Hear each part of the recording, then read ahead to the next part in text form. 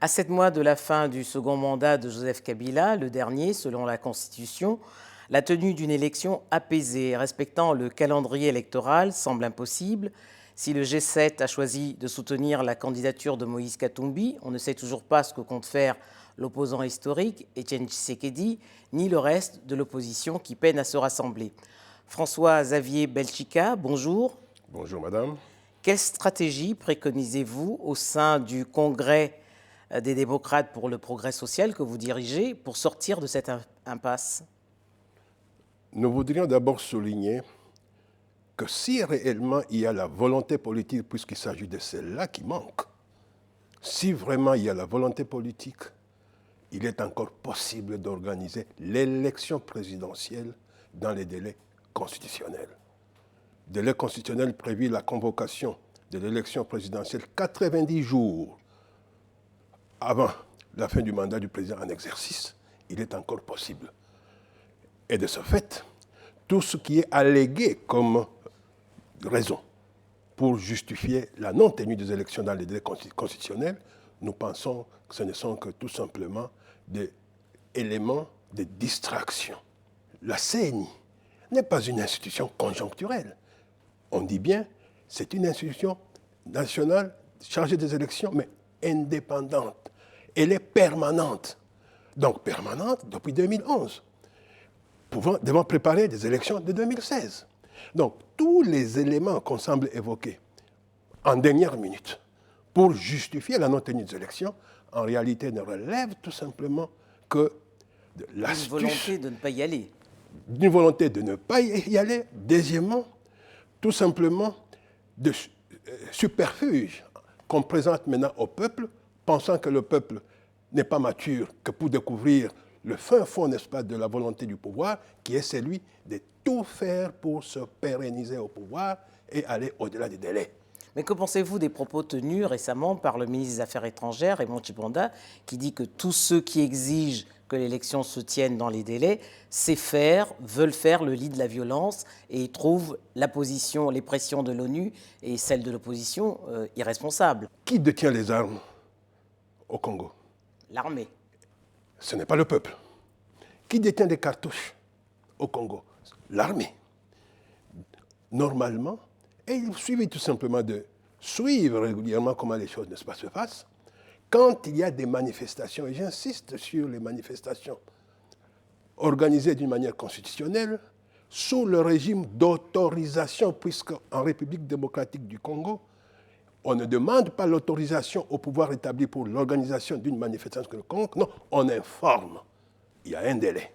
C'est pour permettre finalement à l'autorité administrative de prendre tout ce qui est à son pouvoir, les voies et moyens, et éviter les débordements. C'est tout ce qu'il y a.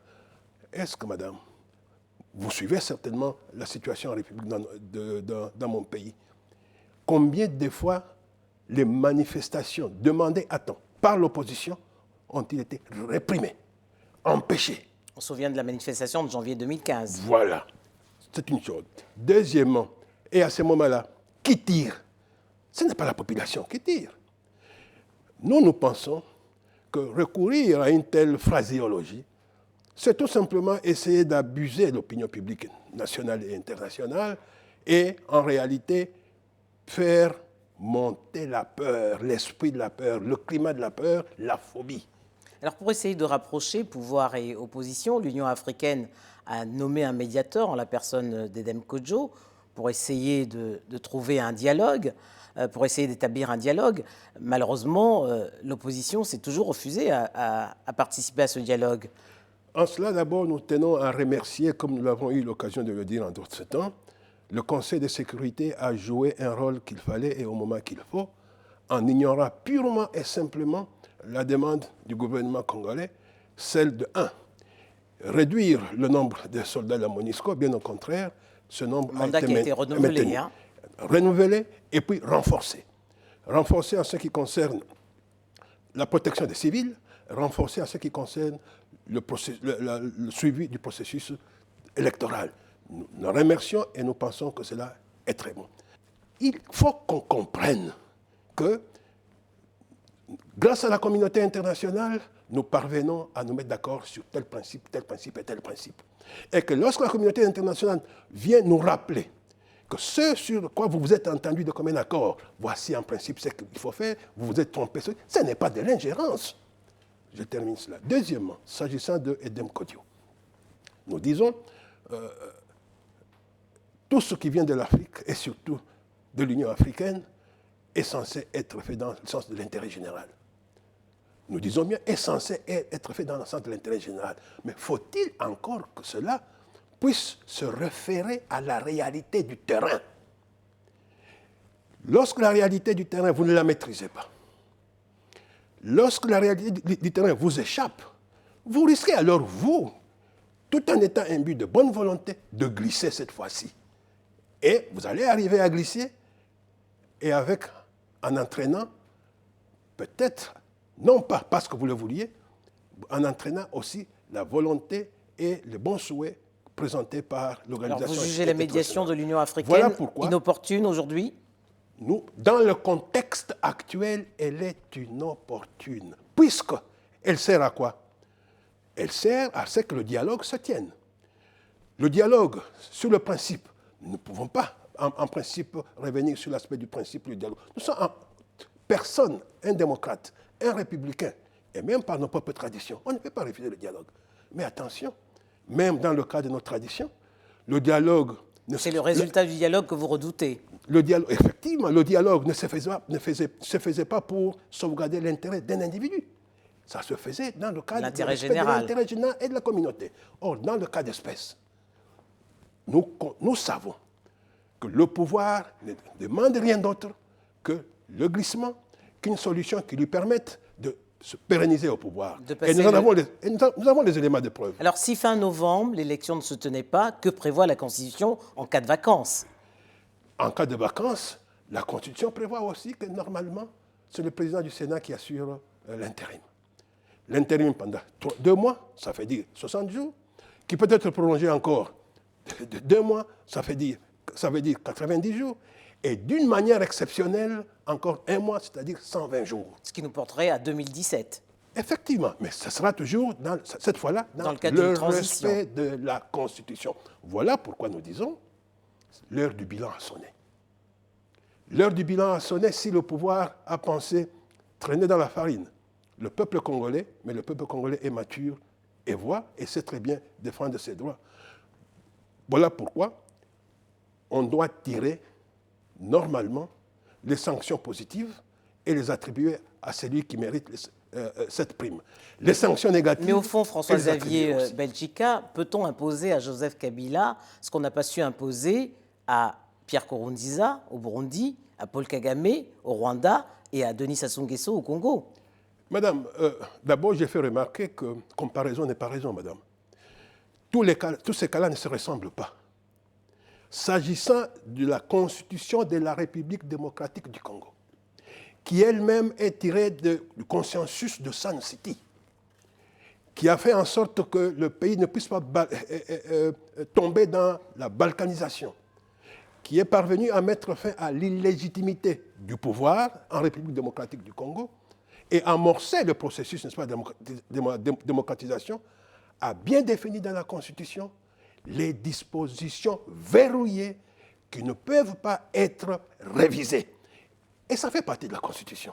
Donc, c'est toute l'histoire de notre pays qui a été exploitée, et pour que nous puissions en sortir d'une manière apaisée et dorénavant respecter, organiser les élections dans les délais, que nos institutions soient légitimes et que ce ne soient pas des institutions qui arrivent par la force, eh bien, cette loi fondamentale-là, que je sache, elle est claire et limpide.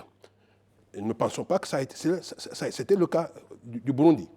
Nous ne pensons pas que ça a été nécessairement le cas du Congo, puisque le Congo était arrivé même à faire adopter, à changer, n'est-ce pas, sa constitution. Voilà pourquoi nous disons que non. Un aspect. Deuxième aspect, madame, regardez l'étendue du Congo et sa dimension. observer la diversité, n'est-ce pas, de sa diversité culturelle. Observer sa valence de potentialité, que si bien exploitée et bien orientée, comment elle pourra faire en sorte que non seulement le Congo, mais toute l'Afrique puisse réellement se tenir. Alors, vous dressez le bilan des 10 années de Kabila. Effectivement, si pendant 10 ans, en réalité, rien de fondamental, en dehors, avec le concours, n'est-ce pas, de la communauté internationale, de l'organisation et la mise sur pied de cette constitution que maintenant on veut bafouer, il n'y en a pas. En 2006, il avait placé son régime sous le régime du social. Mais madame, c'est la calamité. Lorsque vous visitez le pays actuellement, vous trouverez très bien combien le peuple se trouve dans une précarité notoire. Je vous cite un exemple. Savez-vous, madame, qu'un licencié, c'est-à-dire celui qui a terminé ses études secondaires et qui a fait 4 années d'études supérieures, licencié, 23 années de service, quel salaire a-t-il? 90 000 francs congolais, moins de 100 $. Je ne donne que cela comme exemple. Faut-il en conclure que les efforts et les moyens mis par la communauté internationale en 2006 pour organiser ces élections, qui jusqu'à ce jour sont certainement les plus chères du monde, ont été vains? Les efforts risquent d'être vains.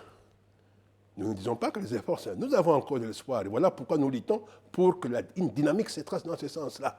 Risque d'être vain. Mais avez-vous les moyens de convaincre Joseph Kabila à respecter le calendrier électoral? Madame, Joseph Kabila a prêté serment. En prêtant serment, il a textuellement dit ceci. Moi, président de la République élu, je prête serment de défendre la Constitution et de faire respecter la Constitution. La linéa qui suit, le non-respect de cette Constitution-là, c'est un acte de trahison. Donc, les choses sont claires. Il appartient tout simplement maintenant au peuple congolais de comprendre le sens de son destin et de défendre la Constitution. Ses droits. Et ses droits. François-Xavier Belgica, merci. C'est moi qui vous remercie, madame.